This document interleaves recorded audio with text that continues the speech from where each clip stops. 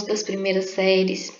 Aqui é a professora Marilene, de Geografia, e vamos continuar o nosso assunto hoje sobre clima, que a gente começou na aula passada. Na aula passada nós falamos sobre os fatores climáticos.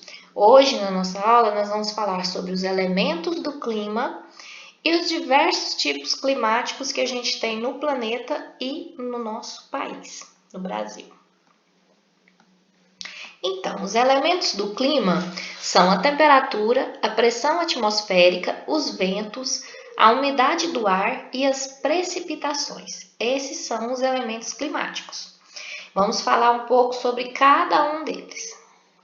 A temperatura é a intensidade de calor que existe na atmosfera.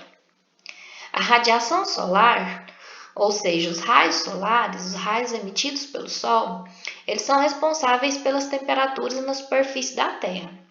Mas o ar atmosférico não absorve toda a radiação solar. Uma parte atinge a superfície terrestre, sendo absorvida pelos continentes e oceanos. A outra é refletida e retorna para a atmosfera.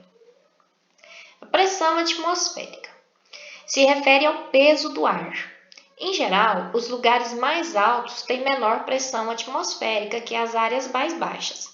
E as regiões frias sofrem maior pressão do ar que as regiões quentes. A altitude interfere na pressão atmosférica. Nas áreas de elevada altitude, a pressão diminui. Nas áreas de baixa altitude, a pressão aumenta, porque aí o peso ou a força que o ar exerce é maior. A temperatura também influi na pressão atmosférica, na pressão do ar. O ar quente está mais dilatado e o ar frio é mais comprimido. Nas áreas mais frias do planeta, mais próximas dos polos, a pressão atmosférica é maior. A pressão do ar dá origem aos ventos. Estes sempre se originam em áreas onde a pressão atmosférica é maior e vão até as regiões onde a pressão do ar é menor. Quando o ar é aquecido, fica menos denso e sobe, o que diminui a pressão sobre a superfície e forma uma área de baixa pressão atmosférica, também chamada de ciclonal, que é receptora de ventos. Ao contrário, quando o ar é resfriado, fica mais denso e desce, formando uma zona de alta pressão, ou aciclonal, que é emissora de ventos. Esse movimento pode ocorrer entre áreas que distam apenas alguns quilômetros, a gente chama de vento local, como a brisa marinha, que ocorre durante o dia e sopra do oceano para o continente, e à noite do continente para o oceano, em razão das diferenças de retenção de calor dessas duas superfícies, que a gente já viu na aula passada também, que eu expliquei para vocês, né? Aqui a gente tem um esquema da circulação atmosférica na zona intertropical, ou seja, entre os trópicos de Câncer e Capricórnio, né? Aquela parte mais quente do nosso planeta. Os ventos. Trata-se do deslocamento contínuo do ar na superfície terrestre. Muitos falam que o conceito de vento é o ar em movimento, e está correto, tá? Se falar que vento é ar em movimento, é sim ar em movimento. E são as diferenças de pressão atmosférica que explicam esse fenômeno, que ocorre principalmente na horizontal, isto é, de uma área para outra. Esse movimento também pode ser na vertical, da superfície onde o ar é mais aquecido para as elevadas altitudes, de baixo para cima, como está mostrando na figura. E como toda a atmosfera é interligada, o ar mais comprimido, ou seja, com menor pressão, de uma área se desloca em direção às áreas onde o ar está menos comprimido, ou seja, com menor pressão.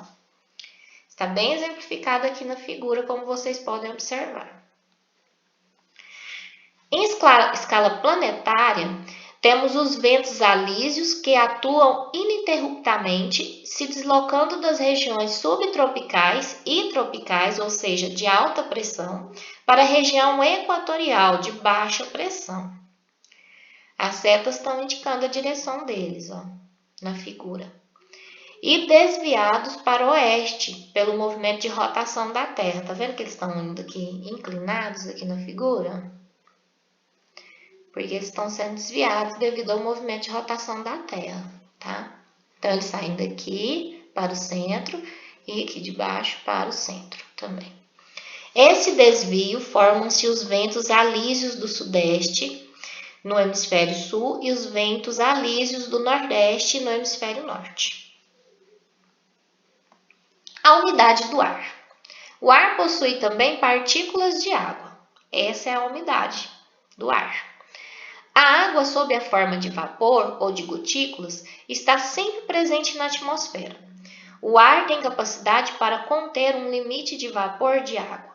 Quando esse limite é atingido, o ar fica saturado, isto é, cheio. O ar quente consegue conter mais vapor de água do que o ar frio. Se a temperatura do ar saturado diminui, o excesso de vapor que esse ar contém se condensa, isto é, passa para o estado líquido. A condensação do vapor de água dá origem às diferentes formas de precipitação que a gente tem. O orvalho, a neve, o granizo, a geada, a chuva. As precipitações, como disse anteriormente, são a chuva, a neve, a geada, o orvalho, o granizo. São formas de precipitação atmosférica. Todas resultam da condensação, fenômeno que ocorre quando há resfriamento ou excesso de vapor de água em um determinado lugar da superfície terrestre. Essas formas de precipitação também resultam do acúmulo de minúsculas gotas de água ou de gelo das nuvens que, ao adquirirem maior peso, acabam caindo. Agora vamos falar um pouco sobre o El Niño, que também é um fenômeno climático. É um fenômeno que ocorre em períodos de aproximadamente 2 a 7 anos.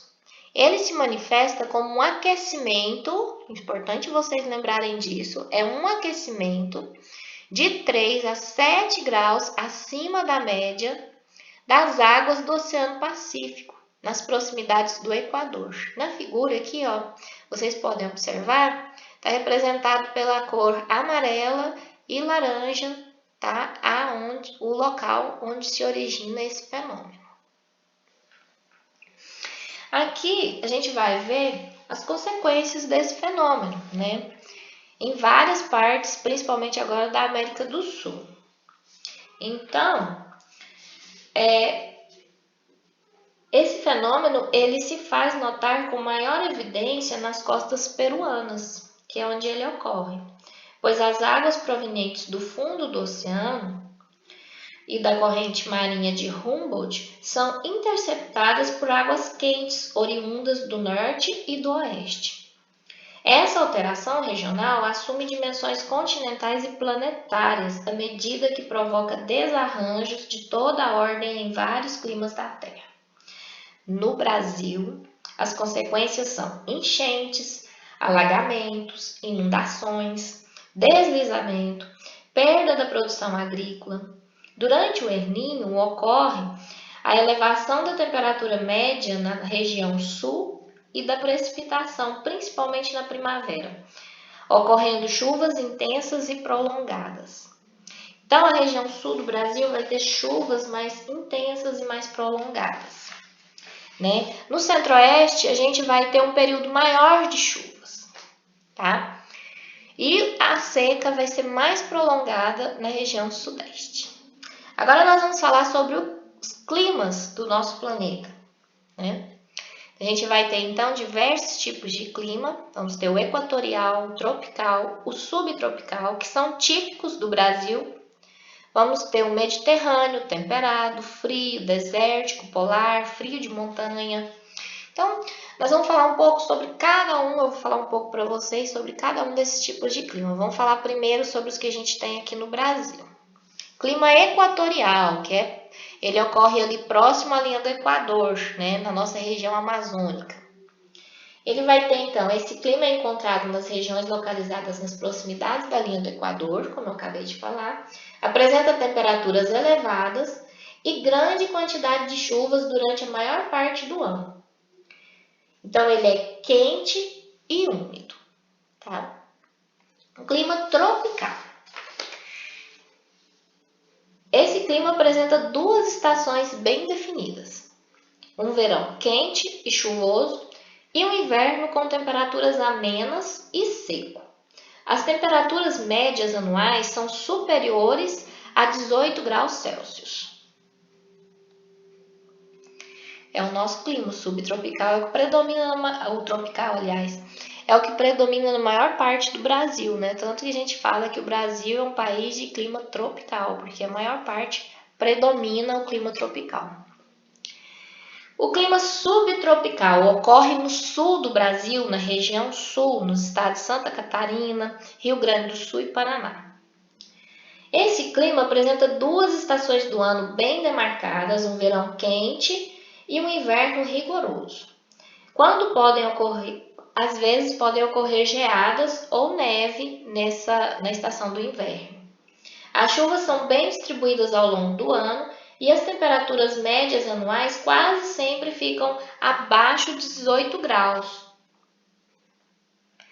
O clima temperado é característico das regiões situadas entre os trópicos e os círculos polares.